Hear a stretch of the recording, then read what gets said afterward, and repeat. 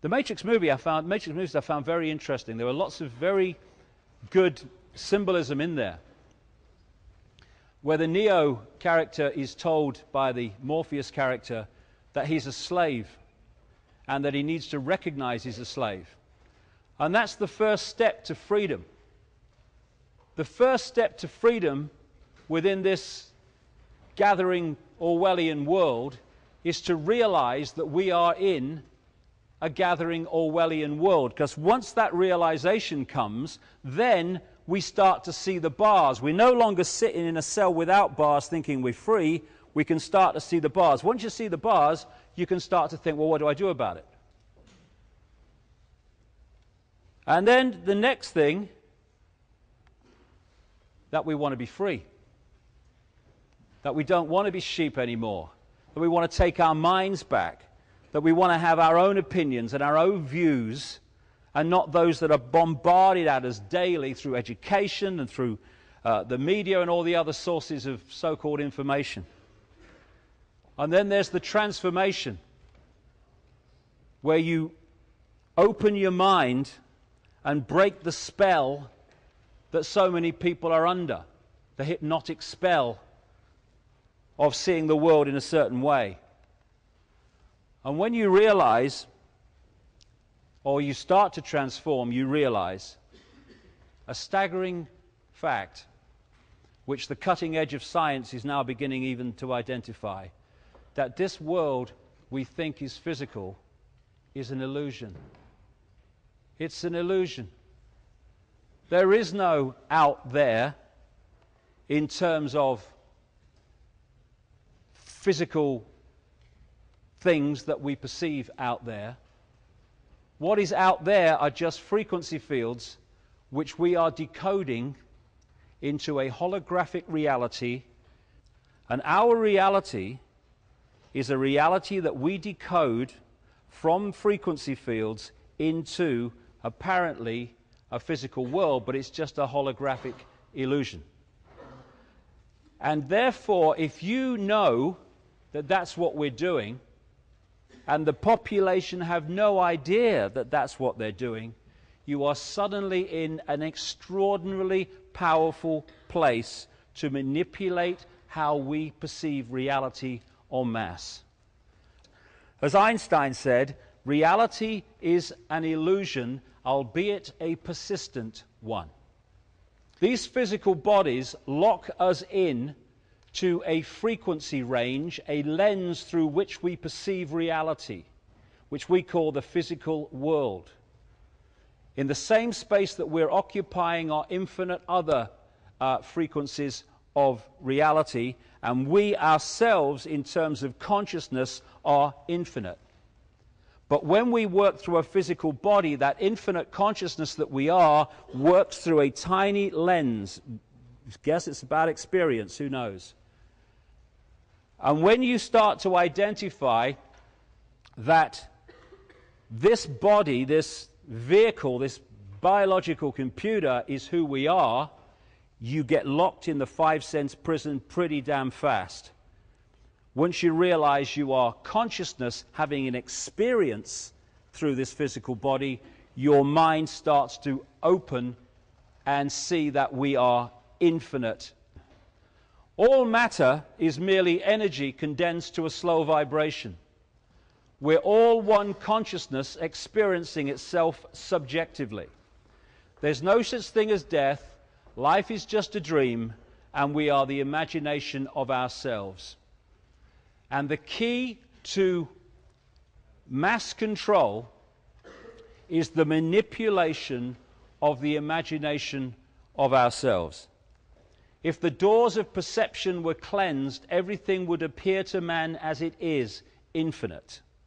But through the lens of the physical body, particularly the manipulated one, it seems anything but that. It seems that everything's apart from everything else and there is no unity. As this guy, H.M. Tomlinson, said, we see things not as they are, but as we are. And if you can manipulate what we are, you manipulate the way we see the world. And we are encouraged to see the world in a state of division, of apartness. I am apart from you. I have no connection because you're there and there's space in between us. The human race, overwhelmingly, is under mass hypnosis, programmed to see itself and the world in a certain way. Humanity, asleep. When people start to get it and start to see the world in a much different way, they use this term. They say, I woke up. Exactly. Waking up from the trance we've been put into. And what's the biggest hypnotist on planet Earth? The box in the corner of the room, which is constantly telling us what to believe is real, what to believe is possible, what to believe is right, what to believe is wrong, what to believe is moral and immoral. And when we see the world only through the five senses, and we drop into body consciousness alone, then we drop into a box of limitation.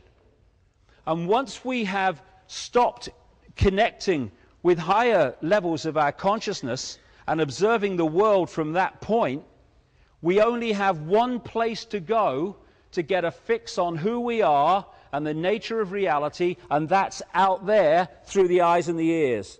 And who controls that? The mainstream media, the education system.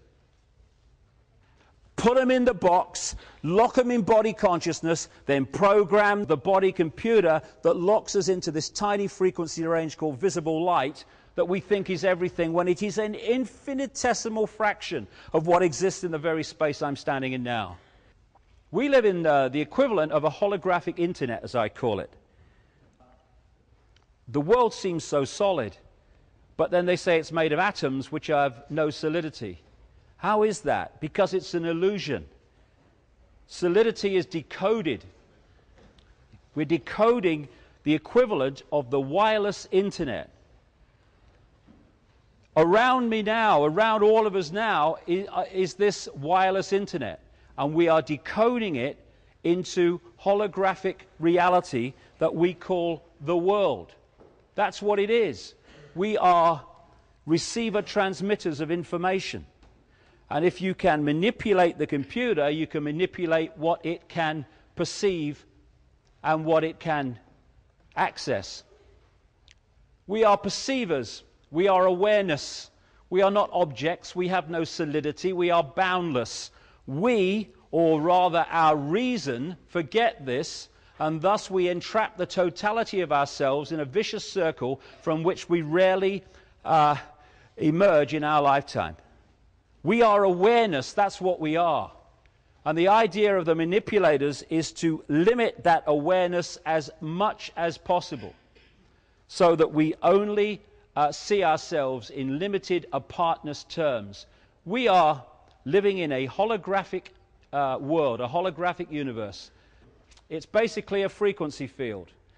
Reality is frequency fields which we decode into this so-called physical world. We are consciousness, infinite consciousness, working through the body and having an experience. We are being manipulated to identify with the body as who we are, and therefore we think in terms of limitation, I can't, I could never, and division from our fellow infinite consciousness. Einstein said, you cannot solve problems with the same level of consciousness that created them. There is no path to peace. Peace is the path. This is the level of consciousness we've got to start going to. You must be the change you want to be in the world, or see in the world, Gandhi said. Martin Luther King, cowardice asked the question, is it safe? Expediency asked the question, is it politic?